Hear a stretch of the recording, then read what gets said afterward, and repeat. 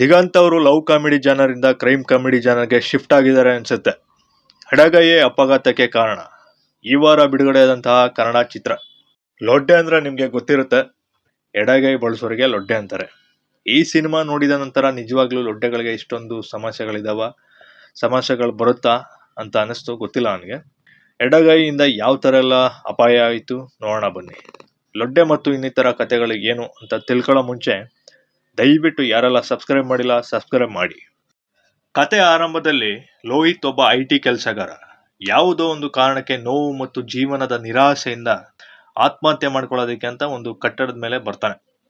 ಇನ್ನೇನ್ ಬೀಳ್ಬೇಕು ಅನ್ನೋಷ್ಟರಲ್ಲಿ ಎದುರುಗಡೆ ಕಟ್ಟಡದಿಂದ ಒಂದು ಧ್ವನಿ ಕೇಳುತ್ತೆ.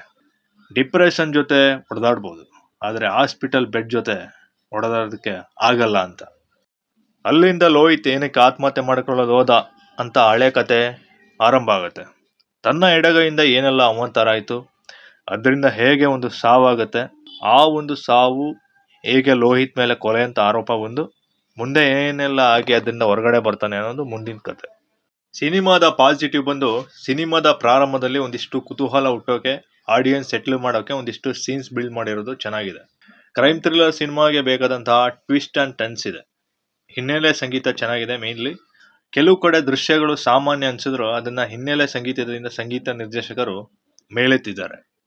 ಮತ್ತೆ ಕತೆ ಒಂದೇ ಲೊಕೇಶನ್ ಅಲ್ಲಿ ಹೆಚ್ಚಾಗಿ ನಡೆಯುತ್ತೆ ಅಂದಾಗ ಸ್ಕ್ರೀನ್ ಪ್ಲೇ ಮಾಡೋದು ತುಂಬಾ ಚಾಲೆಂಜಿಂಗ್ ಆಗಿರುತ್ತೆ. ಆ ಕೆಲಸನ ಡೈರೆಕ್ಟರ್ ಇಲ್ಲಿ ನೀಟಾಗಿ ಮಾಡಿದ್ದಾರೆ. ಮತ್ತೆ ಸೆಕೆಂಡ್ ಹಾಫ್ ಮತ್ತು ಕ್ಲೈಮ್ಯಾಕ್ಸ್ ಚೆನ್ನಾಗಿದೆ. ಇನ್ನು ನೆಗೆಟಿವ್ ಅಂತ ಬಂದ್ರೆ ಕ್ಯಾರೆಕ್ಟರ್ಗಳನ್ನ ಸರಿಯಾಗಿ ಪ್ರೆಸೆಂಟ್ ಮಾಡಿಲ್ಲ ಮತ್ತೆ ಎಸ್ಟಾಬ್ಲೈಸ್ ಮಾಡಿಲ್ಲ.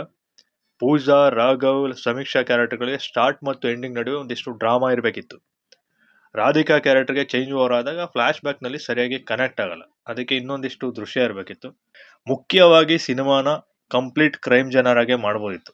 ಇಲ್ಲಿ ಡಾರ್ಕ್ ಕ್ರೈಮ್ ಕಾಮಿಡಿ ಆಗಿ ಟ್ರೈ ಮಾಡಿದ್ದಾರೆ, ಬಟ್ ಅದು ವರ್ಕೌಟ್ ಆಗಿಲ್ಲ. ಈ ಕಡೆ ಕಾಮಿಡಿನೂ ಅನ್ಸಲ್ಲ, ಆ ಕಡೆ ಕ್ರೈಮ್ ತುಂಬಾ ಸೀರಿಯಸ್ ಸಿಚುವೇಶನ್ಗಳಲ್ಲಿ ಥ್ರಿಲ್ ಅನ್ಸಲ್ಲ. ಮತ್ತೆ ಹೀರೋಗೆ ಆತ್ಮಹತ್ಯೆಗೆ ಡ್ರಾಮಾದ ಅವಶ್ಯಕತೆ ಇರಲ್ಲ, ಯಾಕಂದ್ರೆ ಕ್ಲೈಮ್ಯಾಕ್ಸ್ ನಲ್ಲಿ ಅವನು ಏನಕ್ಕೆ ಆತ್ಮಹತ್ಯೆ ಮಾಡ್ಕೊಂತಾನೆ ಅಂತ ಒಂದು ರೀಸನ್ ಕೊಡಲ್ಲ.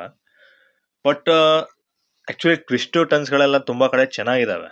ಅದಕ್ಕೆ ಒಂದು ಪ್ಲೇಸ್ಮೆಂಟು ಕರೆಕ್ಟ್ ಆಗಿದೆ, ಬಟ್ ಇನ್ನೊಂದಿಷ್ಟು ಕನ್ಕ್ಲೂಷನ್ ಕೊಟ್ಟಿದ್ರೆ ಚೆನ್ನಾಗಿರ್ತಾಯಿತ್ತು ಅಂತ ನನ್ಗನ್ನಿಸ್ತು. ಮತ್ತೆ ಕ್ಲೈಮ್ಯಾಕ್ಸ್ ದಿಢೀರ್ ಅಂತ ಬರುತ್ತೆ, ಅಲ್ಲೊಂದಿಷ್ಟು ಪ್ರೀ ಕ್ಲೈಮ್ಯಾಕ್ಸು ಒಂದಿಷ್ಟು ಪ್ಲೇ ಮಾಡ್ಬೋದಿತ್ತು. ಮತ್ತೆ ಸಿನಿಮಾನ ಒಂದು 15-20 ನಿಮಿಷ ಇನ್ನ ಎಳೆಬೋದಿತ್ತು, ಅದೇನು ಪ್ರಾಬ್ಲಮ್ ಇರ್ತಾ ಇರಲಿಲ್ಲ. ಇನ್ನು ಆಕ್ಟಿಂಗ್ ನಲ್ಲಿ ಎಲ್ಲ ತಮ್ಮ ತಮ್ಮ ಪಾತ್ರಗಳನ್ನ ಚೆನ್ನಾಗಿ ಅಭಿನಯಿಸಿದ್ದಾರೆ.